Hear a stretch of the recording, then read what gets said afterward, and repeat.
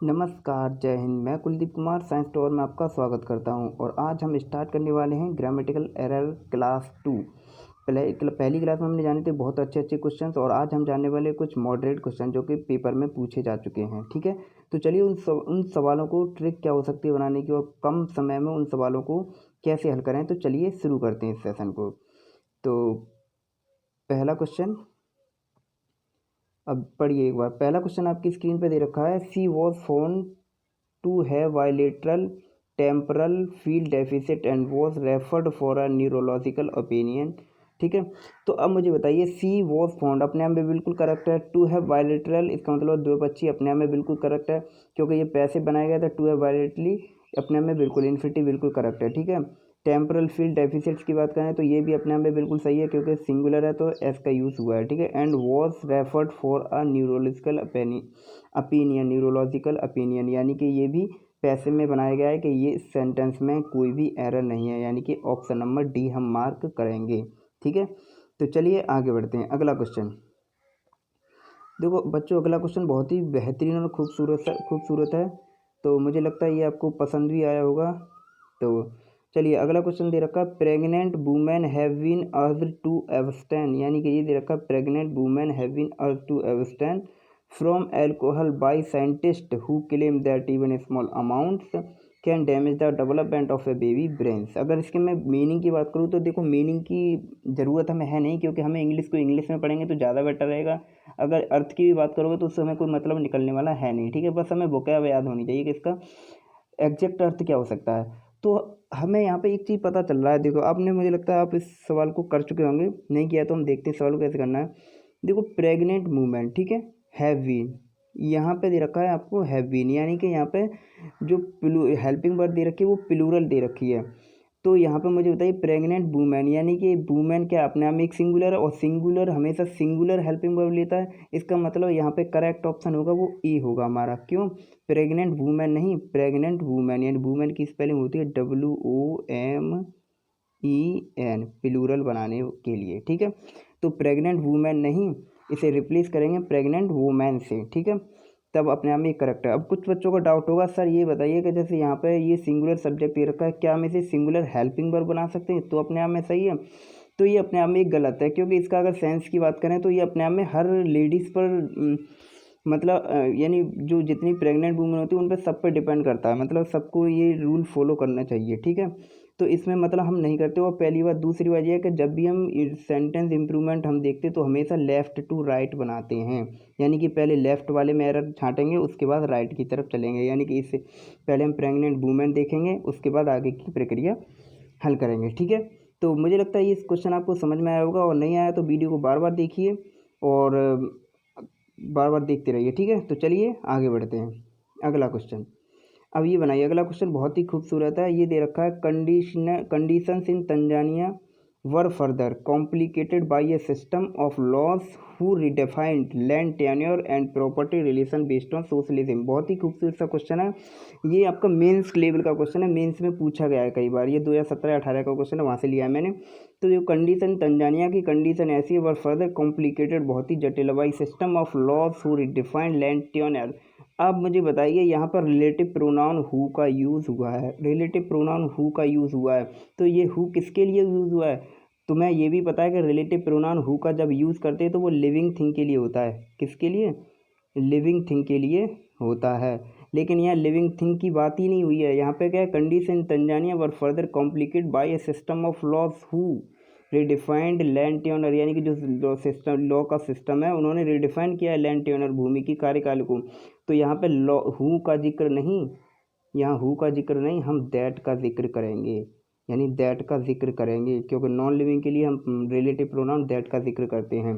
तो इसका मतलब ऑप्शन नंबर बी हमारा सही आंसर हुआ। ठीक है, आई होप, उम्मीद करता हूँ कि ये आपको सेशन में बहुत मज़ा हो रहा होगा और ये क्वेश्चन आपको समझ में आया होगा। चलिए आगे बढ़ते हैं। अगला क्वेश्चन है, he gracefully agreed to pick up my medication and bring it to my place of resident. ठीक है, तो ही ग्रेसली, एक सेकेंड, अब देखिए, he gracefully agreed to pick up, अपने आप में बिल्कुल सही है, ठीक है। My medication and bring it, ये भी बिल्कुल सही है। To my place of resident, आपने एक चीज़ देखी होगी बच्चों, यहाँ ऑप्शन नंबर सी में मिस्टेक है, ऑप्शन नंबर सी इसका करेक्ट आंसर है, एरर है। अब क्या एरर आप देखिए, ही ग्रेसली एग्री टू पिकअप अपने आप में बिल्कुल सही है, ठीक है, पास्ट इंडेफिनिट में बिल्कुल बनाया है। My medication and bring it, ये भी सही है। To my place of resident, resident का बच्चों मतलब होता है यानी कि यानी समवन हु लिव्स देयर, ठीक है, परमानेंटली, यानी कि ऐसी जगह जहाँ कोई लोग परमानेंटली रहते हैं वहाँ हम यूज़ करते हैं रेसिडेंट का, लेकिन यहाँ ऐसा नहीं है, हम यहाँ रेसिडेंट नहीं रेसिडेंस का यूज़ करेंगे, रेसिडेंस का यूज़ करेंगे, ठीक है। तो रेसिडेंस का यूज़ करेंगे, रेसिडेंस होता है समवन लिव्स हियर, यानी कि जहाँ पे कोई रहता है, तो ये परमानेंटली तो कोई रह नहीं रहा है, तो रेसिडेंट नहीं रेसिडेंस, रेसिडेंट नहीं रेसिडेंस का यूज़ करेंगे। तो ऑप्शन नंबर सी अपने आप में बिल्कुल करेक्ट है, ठीक है। तो चलिए आगे बढ़ते हैं, अगला ये बनाइए। अब देखिए, ये देखिए बहुत ही खूबसूरत सा है, if you are serious about getting health, इसका अगर मतलब की मैं बात करूँ, if you are serious about getting health, यदि तुम यानी अपनी हेल्थ के लिए सीरियस हो, तो it's impertinent that you follow a healthy life style, make the right food choices and exercise regularly. देखो यहाँ पे पहले सेंटेंस में कोई गलती नहीं है, नो एरर, यानी ये इसमें कोई एरर नहीं है, ठीक है। दूसरे की बात करें तो it's impertinent that you follow healthy life style, ये कह रहा है कि तुम्हें हेल्दी लाइफ स्टाइल फॉलो करने की ज़रूरत है। आप मुझे बताइए, इम्पर्टिनेंट का मतलब होता है इर्लीवेंट, यानी कि इर्लीवेंट, ठीक है। तो इसका मतलब हमारी एरर का, बट इस अगले देख लीजिए, the right food choices and exercise regularly, ये अपने भी बिल्कुल करेक्ट है, इसमें कोई एरर नहीं है। तो इम्पर्टिनेंट नहीं, यहाँ पे जिक्र होगा हमारा इम्परेटिव का, इम्परेटिव का मतलब होता है इसेंशियल, यानी इसेंशियल, यानी इसने साफ साफ दे रखा है you follow healthy life style, अगर आपको हेल्दी लाइफ स्टाइल करने की ज़रूरत है या आवश्यक है तो इसेंशियल, ठीक है, इसेंशियल का जिक्र करेंगे, ठीक है। आगे बढ़ते हैं, आपको समझ है इम्पर्टिनेंट नहीं, इसकी जगह इम्परेटिव होगा, इम्परेटिव का मतलब इसेंशियल, यानी कि ऑप्शन नंबर बी इसका सही आंसर है। तो चलिए आगे बढ़ते हैं, अगला क्वेश्चन, अगला क्वेश्चन क्या कह रहा है, अगला क्वेश्चन दे रहा है, the scanner examinees the iris with infrared light that reduces reflections and penetrate glasses and contact lens preventing I wear interfering with recognition. अब देखो बहुत ही खूबसूरत सा क्वेश्चन है, मेंस लेवल का क्वेश्चन है, इस क्वेश्चन को बहुत सारे बच्चे गलत कर देंगे, लेकिन मुझे लगता है कि हमें क्वेश्चन को गलत नहीं करना है, क्वेश्चन को पढ़ना है, समझना है, उसके बाद टिक करना है। आपने अगर थोड़ी सी भी ग्रामर पढ़ी है तो आपको पता होगा यहाँ पर प्रिवेंटिव जहाँ भी यूज़ होता है उसके बाद प्रपोजिशन फ्रॉम का यूज़ करते हैं, प्रपोजिशन फ्रॉम का यूज़ हम करते हैं। एक बात ध्यान रखना बच्चों, यहाँ प्रिवेंट का यूज़ होगा तो टेक्स प्रपोजिशन फ्रॉम, ठीक है, विद इट। तो इसका मतलब ये होगा कि प्रिवेंटिव के बाद हम फ्रॉम यानी प्रपोजिशन फ्रॉम का यूज़ करेंगे, यानी कि ऑप्शन नंबर सी में आपकी एरर है। तो सही आंसर आपका क्या हुआ, ऑप्शन नंबर सी, ठीक है। तो मुझे लग रहा होगा आपको इस सेशन में मज़ा हो रहा होगा, और इस सेशन को आप शेयर करते रहिए, लाइक करते रहिए, और वीडियो को ज़्यादा से ज़्यादा देखिए। अगर कोई डाउट हो तो मेरे टेलीग्राम पे ज्वाइन कर सकते हैं, और मेरी ईमेल आईडी पे भी अपने डाउट भेज सकते हैं। चलो अगला क्वेश्चन, अगला क्वेश्चन दे रहा है, he was particularly empathic about the importance of keeping the public informed to these development. पहला sentence, he was particular empathic about, पहला क्वेश्चन बिल्कुल सही है, पहले में कोई एरर नहीं है। The importance of keeping the, इसमें कोई एरर नहीं है। Public informed to this development, यानी पब्लिक को इन विकासों के लिए इन्फॉर्म किया गया, यानी इन इस विकास यानी इन डेवलपमेंट्स, यानी इन मतलब उन विकासों को पब्लिक तो इन्फॉर्म किया गया। तो यहाँ टू नहीं, प्रपोजिशन ऑफ का जिक्र होगा, यानी प्रपोजिशन ऑफ का यूज़ हम करेंगे। तो ऑप्शन नंबर सी में एरर है। तो यही तो मैं बोल रहा हूँ बच्चों, हमेशा प्रपोजिशन आपको अच्छा ज्ञान होना चाहिए, क्योंकि प्रपोजिशन से बहुत सारे क्वेश्चन पूछे जाते हैं। तो इन्फॉर्म्ड टू नहीं, इन्फॉर्म्ड ऑफ का प्रयोग करेंगे। तो चलिए आगे बढ़ते हैं, अगला क्वेश्चन, अगला क्वेश्चन दे रखा है, we need to put on the squeeze those guys so that they finally pay their debt to us. अब देखो यहाँ पे अगर आपको इडियोमेटिक पता है, इडियम मीन्स फ्रेज पता है, तभी आप इस क्वेश्चन को सही कर पाओगे, वरना आप नहीं कर पाओगे। इसलिए मैं आपको बार बार बोलता हूँ कि बच्चों मेरे चैनल पे आप जाइए और इडियम एंड फ्रेज वाली लिस्ट में जाइए, वहाँ पे इडियम एंड फ्रेजेस मैंने कम से कम 2014 से लेके 2019 तक जितने भी पेपर हुए उनमें सारे जितने भी इडियम्स एंड फ्रेज हैं सारे की वीडियो मैंने बनाई हुई हैं। प्लस उसमें एक्सपेक्टेड जो क्वेश्चन है इडियम्स एंड फ्रेजेस के वो भी मैंने बनाए हुए हैं। तो इसलिए मैं कहता हूँ कि अगर आपको, और ये मैंने उसमें कराया, आप एक बार वीडियो जाके देखना, ठीक है। मैं तभी बोलता हूँ कि put on the squeeze those नहीं, पुट द स्क्वीज ऑन का यूज़ होगा यहाँ पे। इसकी जो इडियम्स एंड फ्रेजेस की जो अरेंजमेंट है वो एकदम गलत है, तो इसको हम यूज़ सही करेंगे। तो पुट द स्क्वीज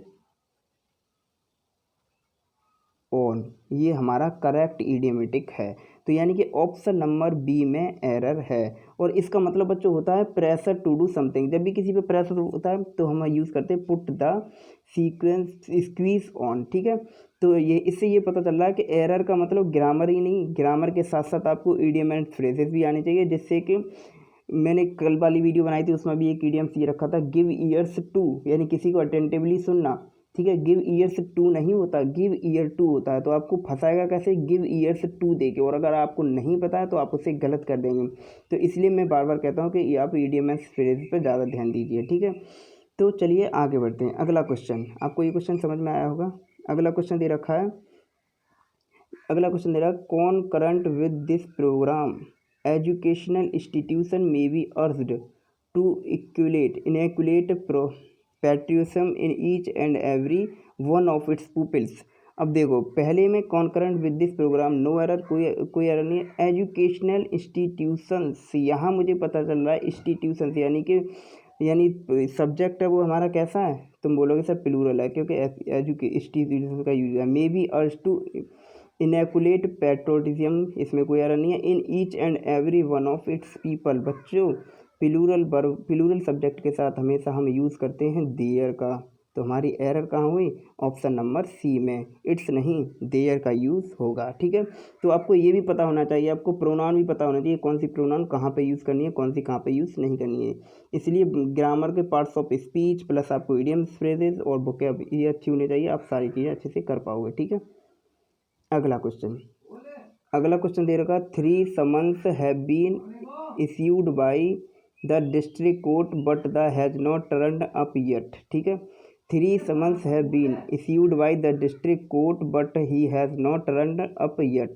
3 समन्स अपने आप में क्या है, ये एक एडजेक्टिव है, यानी कि न्यूमेरिकल एडजेक्टिव है। और समन्स हैव बीन, यहाँ पे देखो बच्चों, यहाँ पे प्लूरल हेल्पिंग वर्ब का यूज़ हुआ है। तो 3 समन्स नहीं, आप यहाँ पे यूज़ करना होगा 3 समन्स अपने आप में एक सिंगुलर होता है, तो 3 समन्सेस का यूज़ होगा, क्योंकि 3 अपने आप में प्लूरल है। तो ये भी यानी सब्जेक्ट कैसा लेगा, यानी नाउन कैसा लेगा, प्लूरल। तो 3 समन्स का मतलब होता है जब भी एन ऑर्डर टू, यानी किसी को before an order to appear before, हमारा जज हो गया, मजिस्ट्रेट हो गया, सामने प्रस्तुत करना होता है, उसे समन्स बोलते हैं, ठीक है। तो the 3 summons have been issued by the district court but he has not turned up yet, यानी कि पहले में एरर है, समन्स का जिक्र नहीं, यहाँ पे समन्सेस का जिक्र होगा, ये अपने आप में सही आंसर है, ठीक है। तो मुझे लगता होगा आपको ये सेशन पसंद आया होगा, और मिलते हैं कल की क्लास में। तब तक अपना ख्याल रखिए, और वीडियो को बार बार देखिए। अगर कोई आपको डाउट आता है तो कमेंट करिए, वीडियो को शेयर करिए, लाइक कीजिए। Bye bye, take care, thank you.